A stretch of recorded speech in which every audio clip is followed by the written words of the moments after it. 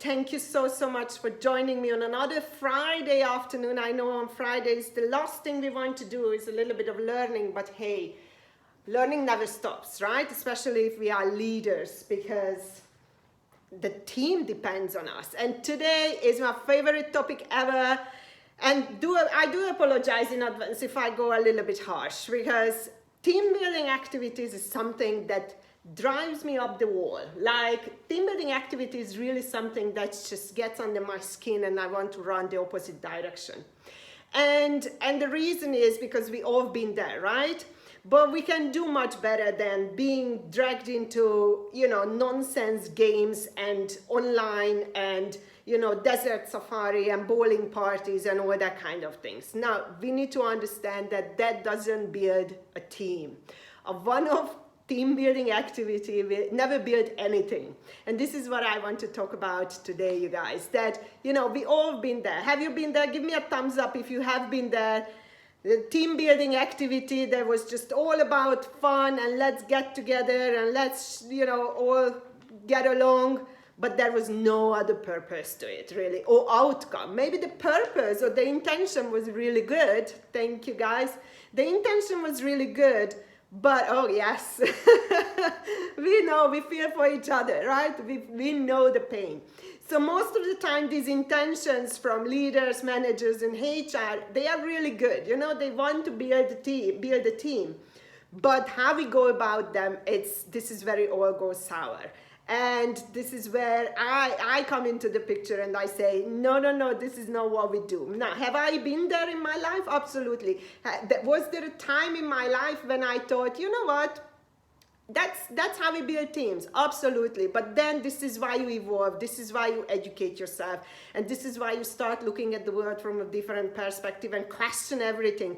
Is this really how we build a team? And the more I thought about it and the more I did these nonsense games and activities and, sock running competition and donut eating and pizza parties, the more I realized that doesn't do anything. Now, and let's start here. And I always say, when companies approach me, oh, let's organize a team building. And I always say, let's not organize a team building. Instead, let's teach leaders how to build teams, because this is what is missing, first of all, from companies. And now, today I'm going to give you 2 strategies that I use with companies, and it works. But nothing is a one-day magic. You remember, building a team is literally, it takes months and months of work, and this continues.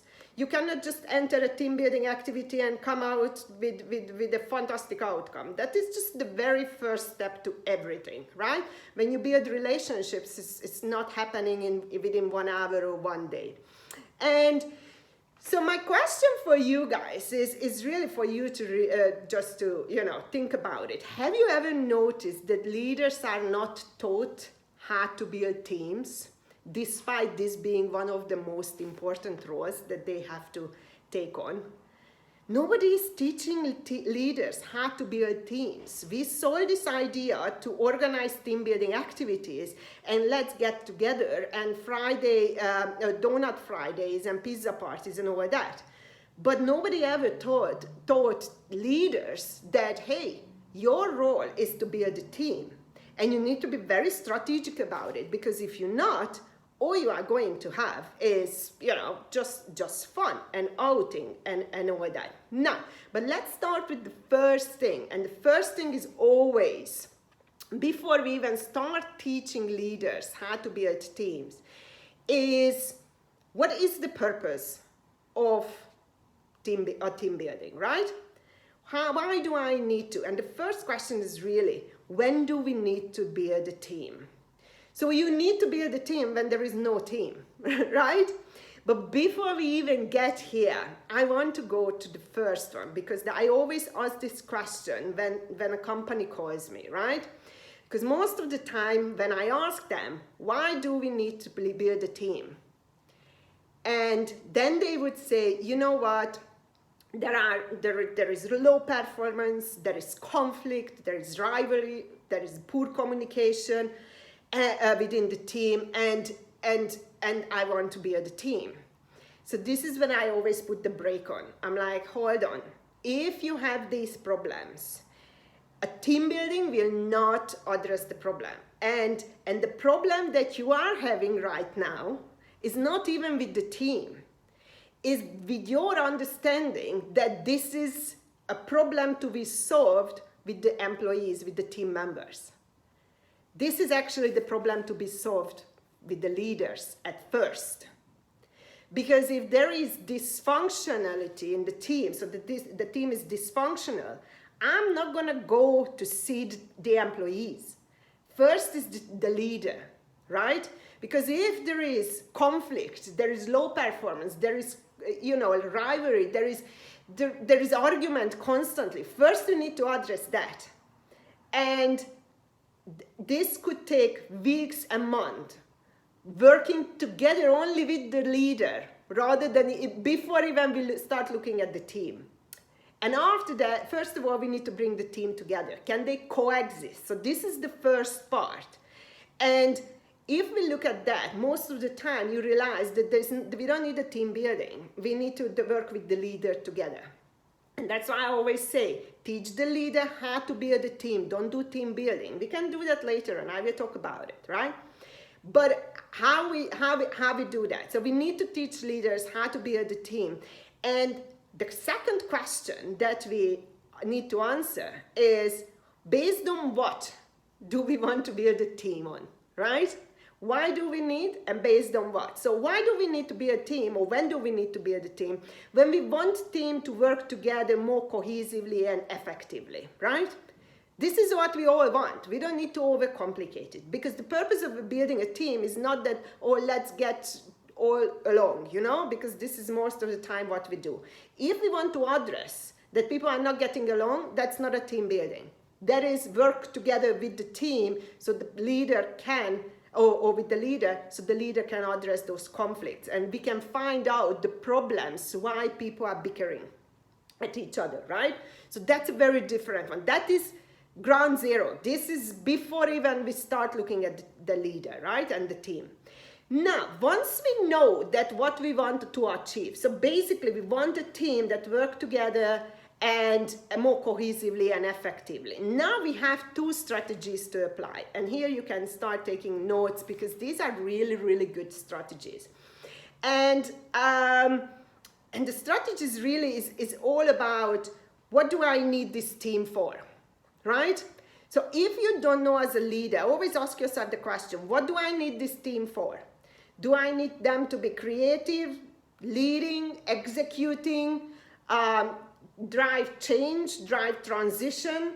What do I need this team to do? Because once you have this answer, then you can start looking at options. What can I do? How can I make that happen? And one of the options is what I do. But funnily enough, that is really similar to, or is exactly the same as to how the CIA build teams, right? So when I ask leaders this question, based on what do you want to build, they often say the answer, personality, strengths, competence, expertise, relationships. They are all fine. There is nothing wrong with them as long as we have a strategy. But most of the time we don't have a strategy, and that is where everything goes wrong. So according to CIA and Gallup, every strong team have 4 types of people on their teams. And strong team here, we mean high performing. So they're cohesive and they effectively work together. Let's just simplify it, right? And there are 4 types of people. And it's exactly the same with Gallup, which I do, or Clifton Strengths, right? And the CIA. So both of them looking at, the first type is, you have people who take action, who execute. We don't need leaders. So the slogan on LinkedIn is fantastic. Good leaders grew more leaders. We need one captain on that ship, okay? And then we need the rest to row, because otherwise we're not going to go anywhere. And that's my opinion on teams, You do look after your succession planning, but beyond that, you don't need to create more leaders, because that's just create chaos. So you need people who take action or execute. So taking action is the CIA's version, and executing is Clifton Strengths, the 4 domain of strengths, which I work with. And I'll give you a very interesting example in a minute. Then the second type of people that you need on your team is the ones that generate ideas or think. So that's the CIAs, and strategic thinking, which is exactly the same, is the Clifton Strengths. So first type, somebody to execute, take actions. The second type is generate ideas or think, or strategic thinkers. You need those people on your team. And the third one is those people who have the ability to build relationships. And it's the same for Clifton Strengths and for CIA. Build relationships. If you don't have people on your team who can build relationships, you're not going to achieve a cohesive and effective team. And the fourth one is a very interesting one, and I don't know if you ever thought about it when building your team. Organizing resources and people, so that's the CIA version. So you need somebody who organizes resources and people, and that's not HR. Sorry to break it. It's not HR, it's within the team. And the Clifton Strengths version of this is influencing others around ideas. So, how do you like that? 4 types of people. One who gets things done, one type who thinks, another type who builds relationship, and the one that organizes people, influences people around ideas. So basically you need people, you need somebody who rallies the team around your ideas, right? And if you don't have that, you are never going to build a strong team. And I can give you examples about that. I had a HR VP who built our regional HR team here based on our strengths, and it worked absolutely magic. We were like fitting puzzle pieces, right? They were good at this, I was good at that, they were good at what I was really bad at, and so on and so on. But there is a risk to everything. Guess what happened when one of us left? We were no longer that strong, right? So you always have to have a contingency plan as a leader. Okay, if somebody leaves, what do I do? Who is going to replace that person? How do I hire for that particular strength? Whatever that is that you need, right? And I give you another example. So last week I was with a senior leadership team, and the 16 of them. And once again, pros and cons to everything. So we looked at their team profile because the company is going through a massive transformation. And they are required to make a change. And the change is drastic. So we looked at their strengths profile, and they are predominantly all achievers. So they need to get things done. They're going to achieve no matter what you give them, but they need to be given a goal. They are not very good in goal setting, and that was a problem, right? So when I look at the team profile, it's very interesting to see that, okay, they had all 4 types of people on the team, which is fantastic, but predominantly they were like workhorses. Achieve. But they are too busy achieving, not knowing what, because the goal setting is not the priority. So when I asked them, okay, what are you achieving? There was no answer. But there was one more important or interesting thing in the profile. Is 14 out of the 16 had relator as their relationship building strength. Now you would say, oh, Sylvia, you just said that relationship building is very important to have in any team. Absolutely. But when you have one type of relationship building that dominates their top 10, that's a dangerous thing to do. Because this particular strength, relator strength, what it tells me, that people like to have their own people. You know, they prefer 1 or 2, maybe 3 people around them working very closely, and that is very likely to be hired from the previous company or the people I worked with. So the first thing that you're going to do with this approach is you eliminate external talent. You literally reject fresh talent, fresh way of thinking coming into your organization because you are going to take your people with you, which is fine. There is nothing wrong with it, but how far can we go with that, right? Now, we also had a situation with these 16 people, which the CEO told me that, look, I need to bring these people together because they work kind of in a silo, and that's due to location as well. They are not placed in the same office, so that makes it even more complicated, right? But that's just one part of it. Because guess what? These 16 people, almost all of them, brought their own 1 or 2 people. And when you have related strengths in your top 5, top 10, you are going to work with those people.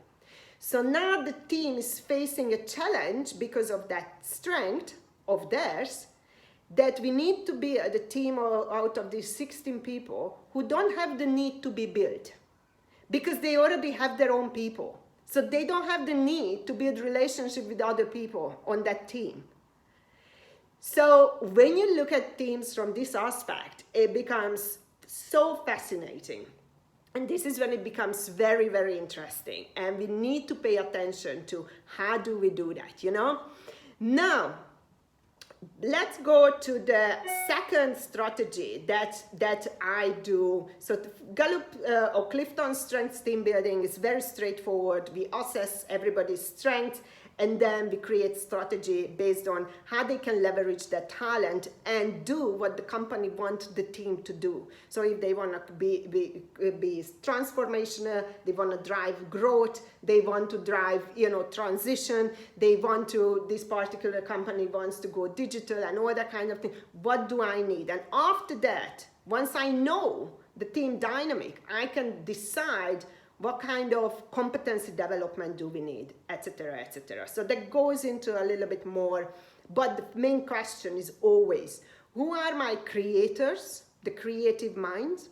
Who are my leaders? Who is going to rally the people around? And this is nothing to do with the leadership role or the role that you are fulfilling, right? And who are my executors? Who is going to do the job? Because this particular team also, they are all executors. I'm like, okay, but whose idea are you executing? And, this is where I came into the picture asking questions. So, for example, with simple things, because when you have these strengths, you get caught up in the flow. I'm doing, and you are very happy doing whatever you do, but where are you going with it? So they have a massive project going on, and they were asking me, oh, you know what, we don't know who is the project lead. I'm like, has anybody ever asked this question? And everybody just looked at me.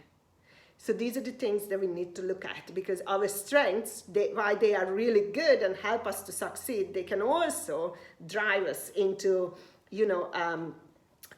the dark alley, and we never find a way out. Now let's move on to the second one. You will love this, guys. So I'm sure if you have ever looked at how to build teams, and once again, I'm not talking about team building activity. Please don't do that to people. I will talk about it in a little bit, okay? But please do not do that to people, because you kill your workforce with that. You'd certainly kill me with that. So I'm sure you already heard about the A, B, and C player strategy. And that's a really cool one to apply. Now, I run an assessment, basically cross-assessment across the organization. And I look at 3 areas. The performance of each employee, so these are the KPIs, these are what they need to achieve, etc., etc. Aspiration and potential, so it's all together, aspiration and potential. And I look at their motivation. And based on these 3 areas, I identify whether they are A players, B players, or C players. And even within A, B, and C, there are 2 to 3 categories. And how do we deal with those C players? Now, and why do we need to know this? Because if you have too many of any of these, you are not going to create a cohesive team. There will be conflict, and you create a lot of problem for yourself as a leader. And I will give you a very specific example how you do that. So The first one, let's look at A players. So the A players are most of the time around 10% of your organizations. We don't need everybody to be a superstar. There is a really cool study, social scientist Margaret Heffernan, she conducted the study of the super chickens. It's on TEDx. Just Google it and listen to it. It's fantastic. So you don't need a lot of super chickens or A players on your team because they pack each other to death, okay? And that creates conflict very, very quickly. So these star A players, your star performers, they are the ones that take risk, they are the high potentials who achieve, they're very ambitious, and they also achieve ambitious result. They are also the ones most likely to leave the organizations for other opportunities. And therefore, I always say the companies, when they do redundancies, etc., they always stay with B and C players, because A players, they have what it takes and they find a way. When you recognize A players very easily, and you can look at your team even today. When you delegate them, or when you delegate to them, you are confident they will get it done. This is a clear sign of an A player. They recruit A players, so I like when A players recruit, because good people recruit or hire good people. When they need to do something new, they teach themselves. So I love A players because you give them the goal and they figure out how to get there, right? They don't really need a lot of help. And when they stuck, they ask for help. So this should be 10% of your workforce. And what is very important for you to know, that A players require leaders. They don't need managers. You're going to demotivate people with that. So that's why you need to know what your team consists of, because if you allocate managers for A players, you're going to immediately impact their effectiveness and productivity. Now, let's move on to B players. B players are around 80% of your organizations. They are competent and steady performance. You need them. These are the guys that are running the show. These are the executors. I always need most of these guys. And they balance their work, their personal life. They are the cool guys, You give them things, and when you delegate to them, they get it mostly done, but sometimes they need guidance. Now, the problem starts with the recruiters, because they recruit B and C players. So I would never give B players to recruit an A if I need an A player, for example, right? If we are okay to recruit B players, somebody who executes and runs the machine, and make sure that the daily things get done, then you can ask a B player to recruit. When they need something or they need to do something new, you have to guide them towards how to learn it. You cannot just give them a goal, this is what it is, this is how it should look like. They don't have the ability to figure it out themselves. They will need guidance, and this is where I say B players need managers. A players need leaders, B players need managers. And B players, when they stuck, they waste time trying to figure it out, and it makes them very inefficient. And sometimes they are very adamant, asking for help, and they rather struggle. So, or wait too long to ask for help. So pay attention, that's a very clear sign. And then you have your C players, 10% of your workforce, right? They are the performers who are not achieving enough to satisfy you. And these are when you delegate to them, you are worried that it won't get done. So you always know who are those employees, right? Make sure they don't recruit anybody. And when they need to do something or learn something new, you need to precisely show them how to do it and guide them throughout the process. You can't leave them alone. When they stuck, they rarely ask for help, and they rather just let the project slip or the task slip, and then you come back an hour later, why is it not done? And only then they are going to tell you, oh, I didn't know how to do it. So these are your C players. Now, strategy, once again, when you pair these guys, right?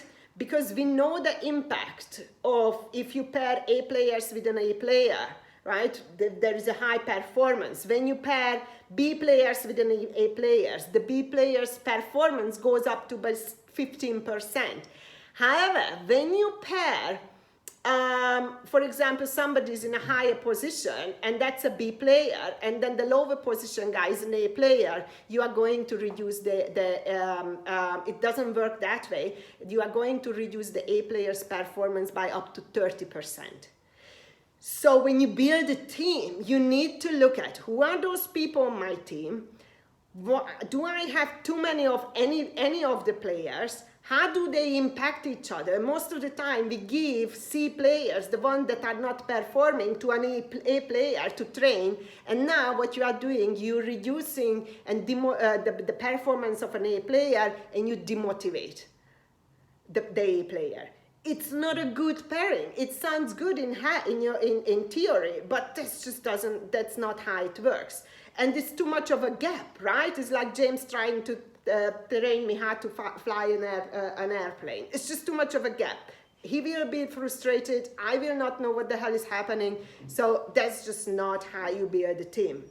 Now, I was working with one of the restaurant groups, and it was fantastic to see. We have 5 minutes to go, and I will share that with you. What is the problem? Remember, pros and cons to everything. There is no right or wrong. It's just the pros and cons. What are the consequences that you are willing to deal with if you do A, B, C? It doesn't really matter what you do. What are the consequences? What is the bill that you are happy to pay for? And so I'm working with one of the large restaurant groups, and we run this assessment. And guess what? Everybody magically, I questioned the data, but let's assume that the data was correct. Because we just run not a cross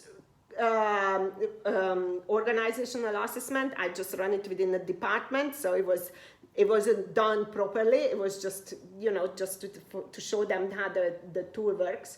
And guess what? Everybody was a team player. So A player, sorry. So I asked the leaders, I'm like, okay, what is the problem with this? I'm like, let's say I'm your leader and I have you here, I think it was 24 of them, and I have you as my team and all of you are an A player. I'm like, what will be the problems with this for me going forward, me being your leader? And they realized, right? They realized that, hey, everybody is very ambitious. Everybody is very aspirational. Everybody is highly motivated. They want to move forward. They want to progress. And there is nowhere to go. There is nowhere to go for 24 people. So I'm going to start losing these guys because they get demotivated very, very quickly because the company is too small for them. So what will be my choice as a leader? I need to start looking at other outlets to place them. So I'm going to lose my team anyway. So building a super chicken team, it's not the best strategy. You need 80% of your guys who are there to do a really good job. And then you need 10% who are highly ambitious, perform absolutely well, they have potential, highly motivated, and they are creative and come up with cool ideas. And then they can lead the team, the B players forward. So this is how you create balance within the team. I don't need everybody to be a superstar on my team because that's a headache for me as a leader. And that's why sometimes we make a mistake. Now, let's come back to the last thing I wanted to tell you, because you guys know my feeling about games, pizza parties, bowling outing, yacht outing, or whatever we come up with and drag people into. I don't have a problem with that. If we do any of these or any other ways of building a team, because going out is just 1% of building a team. This is just bringing people together. It's not going to build a team. It just brings people together. But it's very, very important, because otherwise you can't really build a team, right? So first, bring your people together. But it's not going to happen with your pizza parties or once a year annual, or quarterly get together. So take you as a team. For example, I used to have a fantastic front office manager. I love him to bits, and he taught me how to do it. So basically, what he did, what we were doing, we were in Hilton, London, Kensington, and we spent every time. I'm not going to say that you should do the same, but every single day, some of us would end up after work together, going to the pub, play bowling or something. So his strategy was that he was a very strategic thinker. So he took this and he needed a team to execute his strategy for the team. And what he needed for that is a very cohesive team who had good relationships. And we were very good at that part. So he capitalized on and leveraged our strengths of building good relationships. But the only way he could manage that, we had a good relationship in any way, but is that regularly bringing us together. And this is what you need to do as a leader. Regularly bring your people together. Don't wait for HR. Don't wait for somebody, hey, let's go, HR didn't bring me or give me, budget for that, so I can't do it. I heard that from people. I'm like, I don't care what HR is giving you. You are in charge of that people. Take them out for a walk once a week. Organize teams, sport activities once a week, paddle, tennis, whatever. But make it a regular, every Thursday evening, before work, doesn't really matter. And you need to be okay that not everybody will be there all the time. Sometimes it's going to be only you, the leader, sitting in there. But you need to keep at it, because if you want to bring people together, you need to lead that. And then you will spend months and months doing that. And all of a sudden, what Miguel, my ex-boss, realized, that there were times he didn't show up, but you know what? We were all there. And it just became a norm. And we had arguments, and he never minded that we are having arguments at work, right? Because he knew that after work, we will figure it out. And he used to say that. So thank you guys. I've run 1 minute over, but I just wanted to really share that with you. Sorry, there's no time for conversation today, but drop me a message if you need any other information. So it's two strategies that I shared with you guys. How to build a team. One of them is the Clifton strengths, and the other one is ABC players. And this really is all about, why do I want to build a team? Based on what do I want to build a team, and what do I need to build a team for, right? So these are the questions, and what you really want is a cohesive and effective team to be built, but you need to know what you want them to do. And that's how we build a team, not through activities. So don't wait for anybody. Bring your team together and sit down as a leader and strategize. Otherwise, it's just literally an online or a one-day out or online team building that absolutely drives everybody bonkers. It certainly does drive me bonkers. So thank you so much, and enjoy the weekend.